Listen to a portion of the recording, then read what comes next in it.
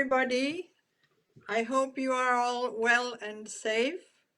My name is Angela Raven Roberts, and I have been asked by Indigenous media to chair a special session today on the impact of the floods and other natural disasters on communities in Ethiopia. I've been asked by the in Indigenous media because of my own experience in disaster preparedness and prevention and my work with the United Nations in Geneva and in New York. And also in terms of Ethiopia, I have worked many years on these issues in Ethiopia and specifically on the Afar region. Today, we will be addressing the special impact of these floods. And I have two guests here, Dr. Nika Ochala and Dr. Tadessa Walde, and will be our guests and who will be talking from their perspectives of what they are hearing of the impact of these disasters in various communities. So I will ask each of them to introduce themselves. Dr. Ochala first. Thank you, Dr. Angela, for your introduction. My name is Nyike Ochala. I'm director of New Survival Organization, and I'm also organizers of this indigenous media with, focus on the indigenous peoples in Africa in particular, and also across the world in general. So that is a brief introduction, I can say. Thank you, Dr. Angela.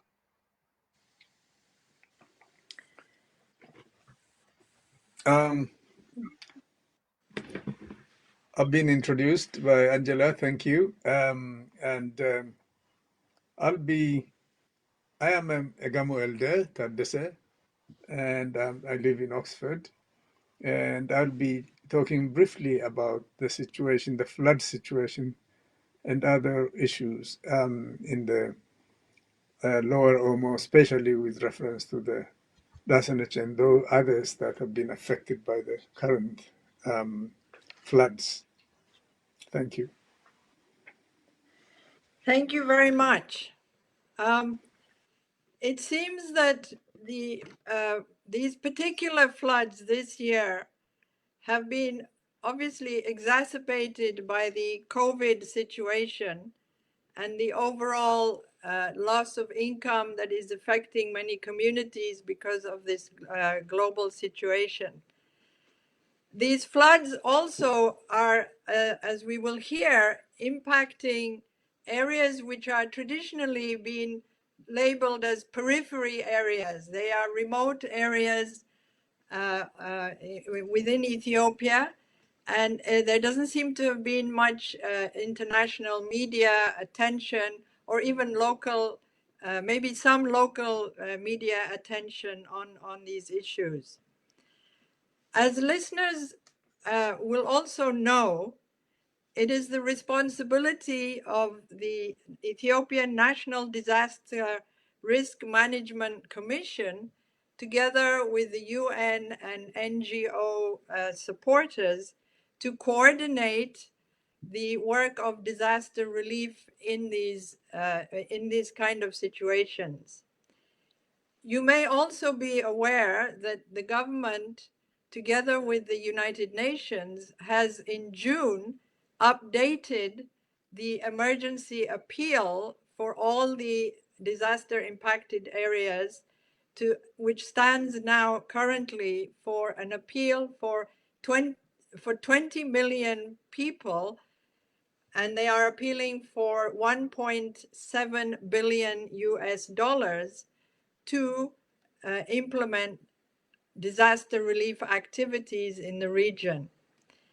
We hope in subsequent shows of Indigenous media that perhaps somebody from the Disaster Commission or one of the NGOs may be able to update their own current activities. In the meanwhile, as a background, let us turn to our guests to see and hear what they are hearing from their respective regions about what has happened in these regions and how local communities and everyone is responding to them. So we will start with Dr. Ochala, please. Thank you, Dr. Angela, for again your invitations with regard to this critical issue that are affecting indigenous. I think you are right. The indigenous peoples of Ethiopia, in particularly these along the peripheries, along the international borders, are often looked as marginals in the sense that they have not received specific attentions when it comes to issues that are affecting them.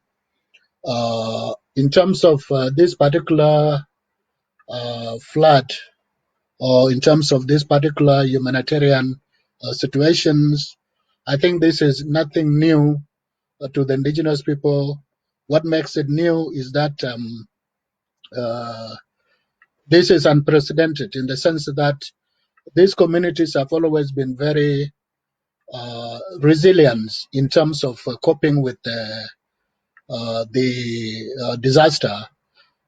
For instance, in the case of Gambela, the Anuak traditional land occupying that particular land in Gambela have always been farming across the river, and they always have faced this disaster. But this is completely different now in the sense that Gilo River, Openo River, Alworo River, and also Akobo rivers are completely now becoming difficult to manage by the standards of the local population. As we have seen, there are very concerned because where this place is affected, particularly Jor area, Jor is one of the remote regions of the country. There is no road, no roads. There are no basic services. There are also no water board because the only means of transport probably should have been the water, but there is no way of transporting what is available, if any, to the local population. And I think that is why you see that the response of the government has not been very coordinated in a sense that these people have already been, affected heavily. I'm sure we still can. You can give me more. Maybe we can talk more when we come to the next level later on. Thank you. Dr. Tadassa, what are you hearing? Dr. Tadassa, what are you? This is, yeah, Angela, this is a broad kind of, this has a broad spectrum kind of disaster that has covered lots of areas in the country, in Ethiopia. And what we are talking about is only about these specific regions. So if we really talk about the disaster, it's layers of this disaster that we have to talk about, as you can imagine. So with reference to the Omo, that was only a couple of months back, we're talking about a raging cholera epidemic and the locust swarms affecting the vegetation in the valley.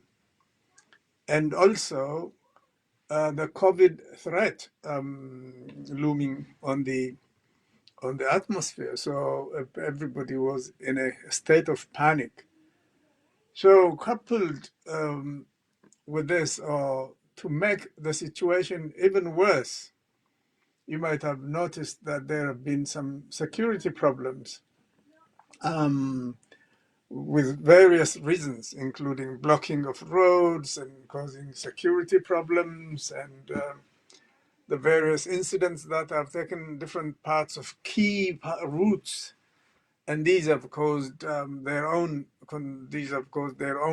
problems in the transportation of relief and other things, as we read in the reports of you've mentioned at the introduction.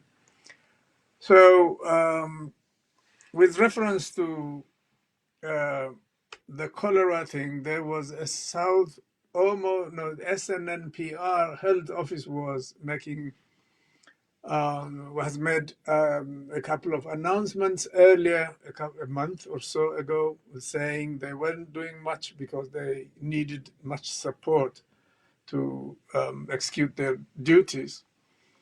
And so what that means is, with the flood and COVID and cholera coming, the fact that Dasanach are affected means all the relations and survival systems they have with the Toposa, the Turkana, the Karo, the Hamar, the Arbore, the Tsamai, and all the regional indigenous people collapses. It's a system that would collapse. Their survival way and their bond network, bond friendship networks will be severely affected, because if one partner does not actively, I mean, Dasanach has been a rich place. I hear that since the Gibe 3 dam, the production of sorghum has stalled completely and they've moved into vegetable production.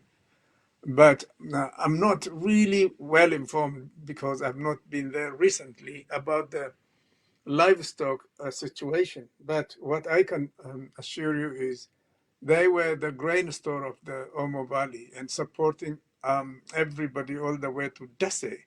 They sold their sorghum.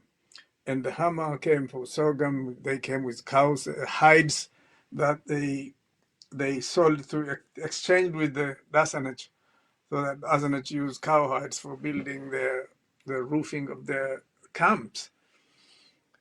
So what this means is, what the latest we have is we had 48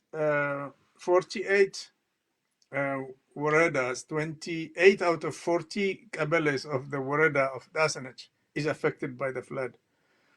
All the affected Kabeles are along the river.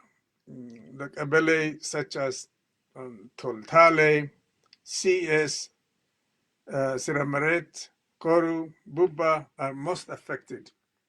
And this means this is only the view for someone who can see during the flood along the river, because you can take a boat. But when you go to both sides of the river, it's probably inaccessible because of the swamps, and the ponds get filled, and the mud the places get soggy, and I don't think there would be any transport that can manage to reach the different places. So it's already marginal, and there are lots of the worst marginal places and villages where people do not necessarily live by the river. And how do you reach them? So that's a major problem there, and this has not only a supply problem, but also really it's a humanitarian disaster, you can say. But I was encouraged by some efforts, local efforts. The Gamo zone administration had a truck. I saw them heading there with a bus with supplies of oil and pasta and so on, I think. And that was encouraging, because now people are doing a zone to zone, a zone to Warada assistance, when other things have not probably reached in time. So we need more information on this situation, but you can see, look at the gravity of the situation, the security problem at the central part of the country, where the major traffic traffic routes radiate out. I've had problems over the past recent kind of weeks, and that has an effect on the flow of supplies and relief things to the destinations where they are needed most.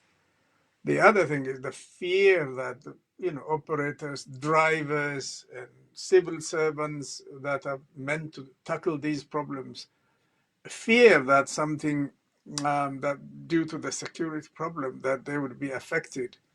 This also has a severe effect on funds or supplies reaching these places. So that just shows how the gravity of the situation, although we do not have a statistical thing to prove what the case is, but you can see the thing is not really good. You. Yes, it's a very complex situation, made very much more complex by the current political and situation and the disturbances. I know from the reports from the Afar region that currently 67,000 people have been affected by the floods because of the very heavy rain. This year, the rains have been very much heavier than normal in the Tigray and Amhara highlands. And so the Awash River has almost apparently more than doubled itself. The Tendaho Dam, that area was back flooded, and the major areas that have been affected so far are places like Asyata, Afambo, Dupti, Dolecha, Gawani, Mille, Fantale. Unfortunately, these floods also come at a time when a lot of these pastoralist communities are also recovering from droughts in the past, and also very heavy locust infestations. So the pasture has been wiped out. The price of livestock is low. The price of cereals in cereal growing areas is high. So the entire coping system and what people can buy or sell is also very badly impacted.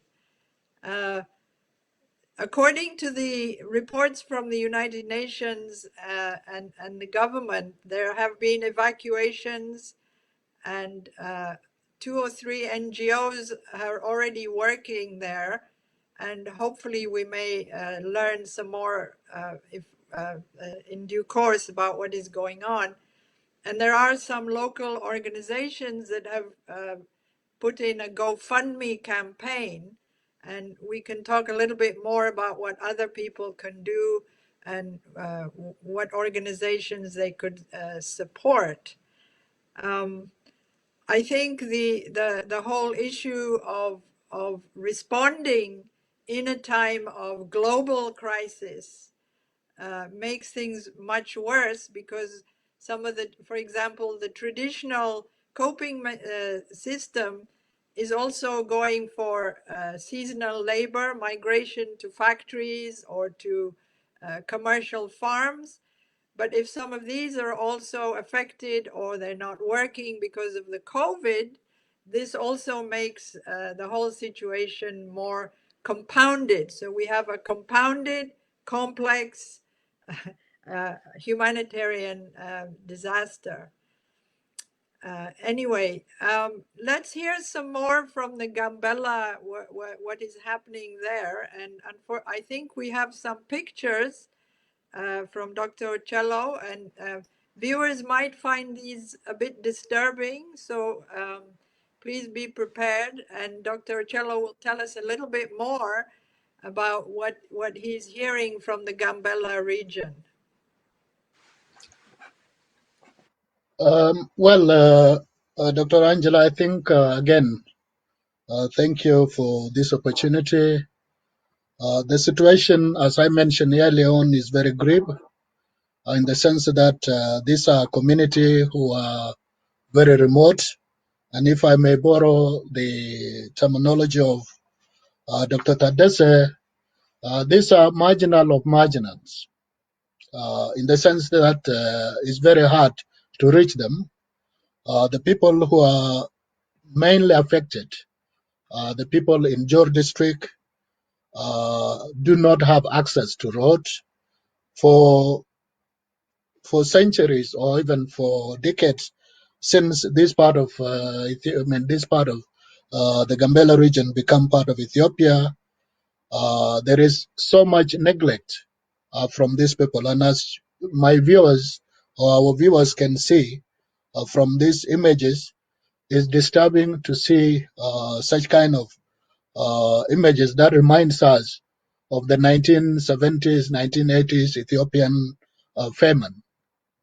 So that I think I can play that, and then I can explain later on with this music, which I think seems to appeal to all.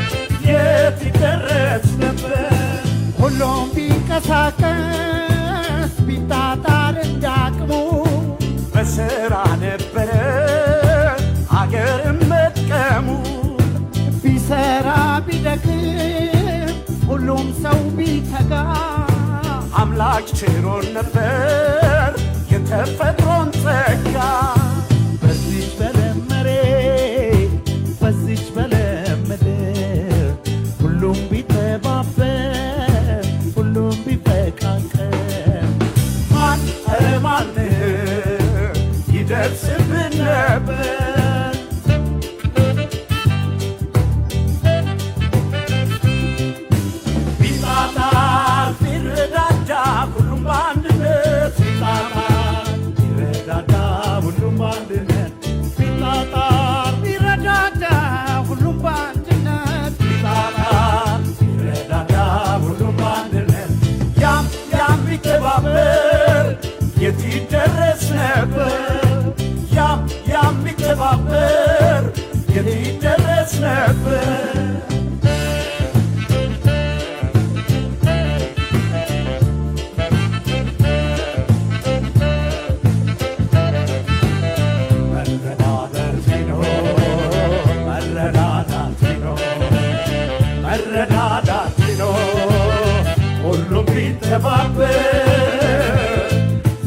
ሰው ቢባል ሁሉ ቢተባበር የት ይደረስ ነበር ቢጥር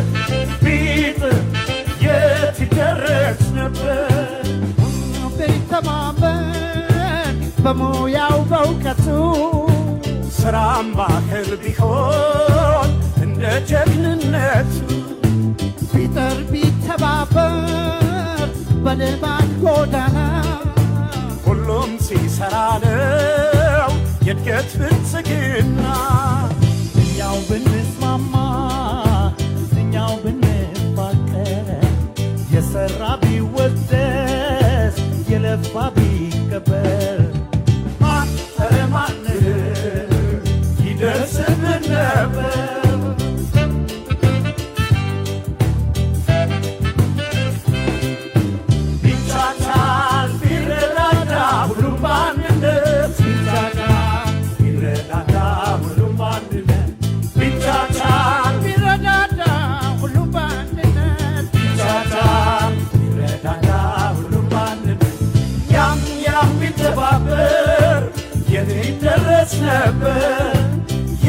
ያም ቢተባበር ርዛት ባልነበር ያም ቢተባበር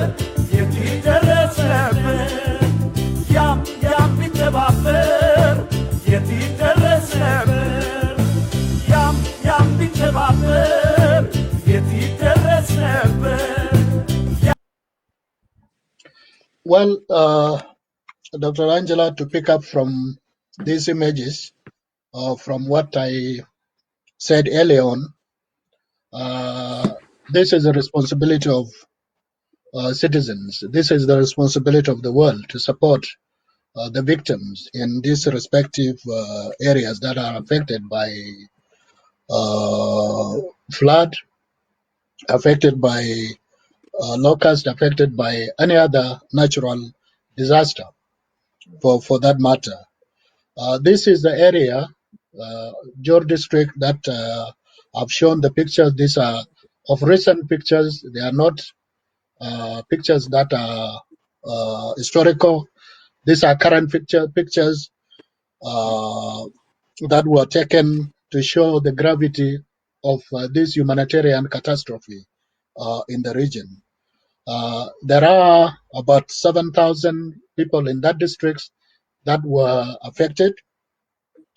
The response is very minimal, is completely different because compared to some other places like in the Afar, where the government, media, the government um, has responded by sending helicopters to give food assistance in those areas, that of Gambela and that of Lower Omo. I think Dr. Tadese can say there has not been any response to that scale, although this is a disturbing situations in this remote part of the region. These are people who have all depended on their traditional livelihood. For your information, Dr. Angela, I think for the viewers as well, Jor district is a very rich area. It has a very high deposits of petroleum, and I think this can actually, be natural support to the Ethiopian economy.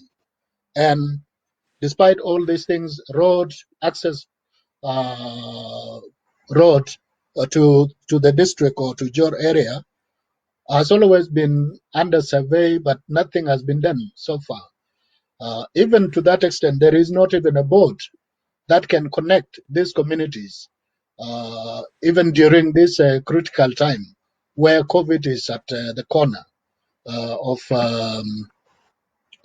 the world.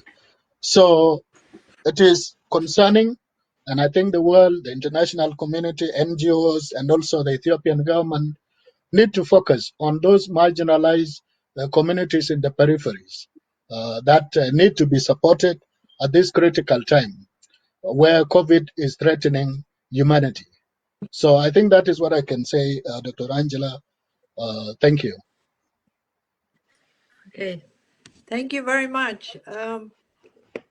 Again, the complexity, the challenges facing communities in the Horn of Africa are huge. I think the listeners also should know that Ethiopia is also responding to many thousands of refugees from South Sudan and other areas, and is hosting them in Ethiopia and attempting to give aid.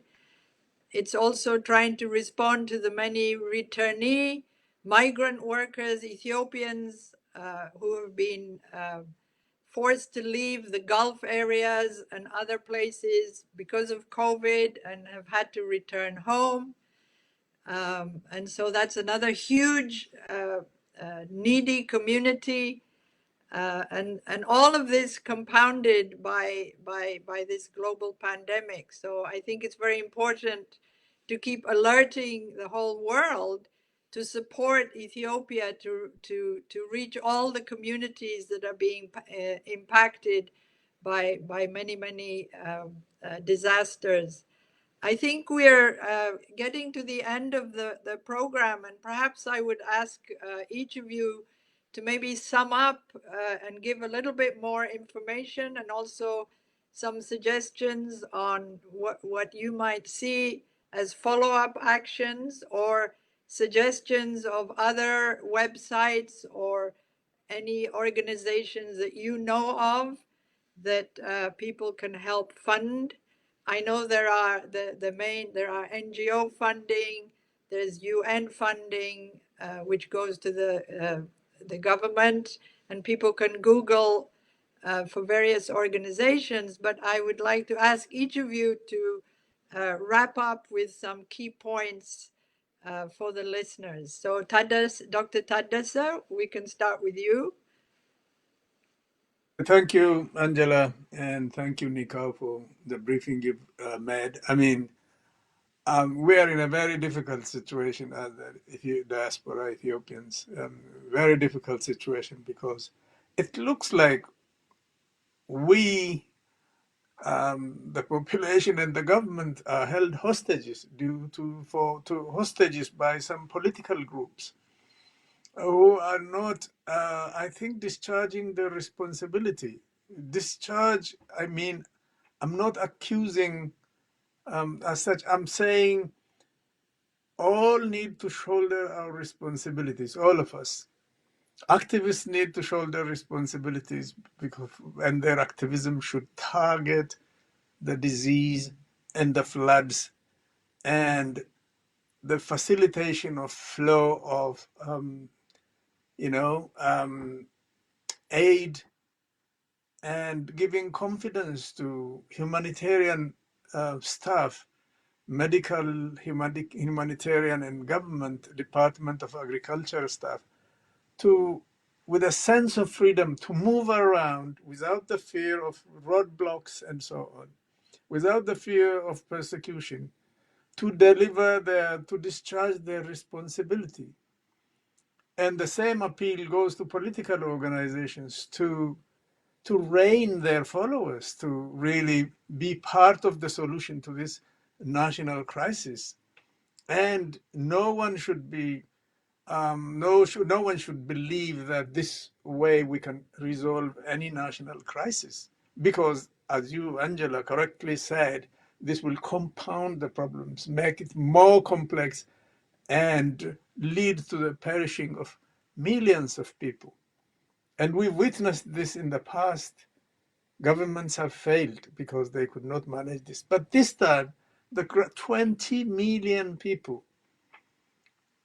I think we should wake up to this fact and each contribute. I think the diaspora, we should also focus on contributing funds to the marginal communities. I think fly to those places, try to reach there and see the situation, experience the situation, and appeal for support globally to the diaspora community, to the human community with worldwide, and to governments and international organizations. And I really appeal to political organizations active in Ethiopia to put their political agendas and reading of past narratives and focus on the challenges the current situation has brought to us. And I think we have no other way. And if we do not, I think history will judge us all for the contribution we've made in solving this problem, or for being the problem itself. So that's all, Angela, I could say. Okay. Thank you. Dr. Chola, a few last words. Well, thank you, Angela. Basically, this is not one person role to solve. I think the government, NGOs, individuals, and all actors across the board are their responsibility to ensure that this disaster can be brought to under control. So far, it looks that, as Dr. Tadessa said very well, there is a need to call on political parties, political organizations, and those activists that are mainly focusing on political agenda rather than the humanitarian situation that are key to the survivals of these marginal communities in different part of the countries.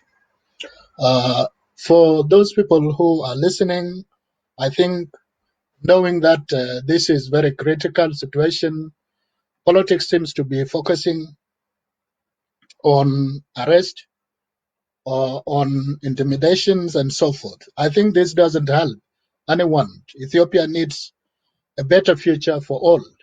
Ethiopia needs a better understanding among different communities. And we, as citizens of that country, our responsibility is not only to focus on politics. Politics is only there when there are people who could actually participate in the political game.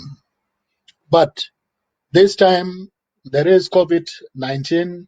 This time there is a disaster, floods, and also some other issues like diseases like, when there is flood, it is also expected that some cholera, like what happened in the southern nations and nationalities, it can also follow that these people also can be forced to be displaced from their homes. So such kind of issues need to be addressed. A coordinated effort need to be made. So my appeal is that those organizations, those NGOs that are based in the country, as you clearly said that in Gambela, I think there are about 500,000 South Sudanese refugees under the Ethiopian protection. So in that sense, the focus need to be shared where these flood victims need to be supported. I'm aware that a number of NGOs and also the regional government are working together to ensure that there is a need to deliver services to those areas in Gambela. But the citizens of or the people in Gambela and also in diaspora need to do a better job, a coordinated effort. We have already started some meetings with communities from Jor district so that we can raise some fund. We can coordinate our effort to ensure that we also can contribute to the whatever is taking place in Gambela. So whoever is interested to support, I think they can contact me. They can contact those people also who are nominated to coordinate this effort. I think Dr. Tadesse, of recent, I think you have also raised GoFundMe, and that also is a very critical, but that is a very important thing. That for GoFundMe can be supported.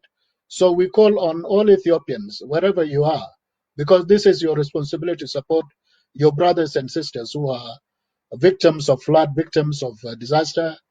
So you need to support such kind of effort, like what Dr. Tandese did, and also you need to support what the other indigenous peoples in Gambela are also doing to ensure that this situation does not go out of control. So that is what I can say, Dr. Angela. Thank you. Well, Angela, one word, thank, sorry. please go May I ahead. I think say we a still have word? a Yeah, few I moments. think at this last point, I think our initial fundraiser is closing tonight. So I think together with you and Nika, we could launch another GoFundMe thing appeal to all these marginal communities of Afar, South Omo, and Gambela. And I'm asking, like Nikau did, to all diaspora communities and listeners of this program to be on the alert to follow our fundraiser when we launch it and to be part of this solution to this problem. Thank you. Okay. Well, I think from the Afar group, I know that the Afar youth or the Afar human rights group already have a GoFundMe, but of course, the more the better. So I'm not saying don't fund any, but I do know there are one or two there. But as you both so movingly said, everybody needs to help everybody. And thank you very much. On behalf of Indigenous Media, I would like to thank both of you for your very moving and informative information for the session today. And I wish all the listeners good luck, keep safe, keep loving, and keep hopeful. Thank you. Thank Thank you, you. Angela. Thank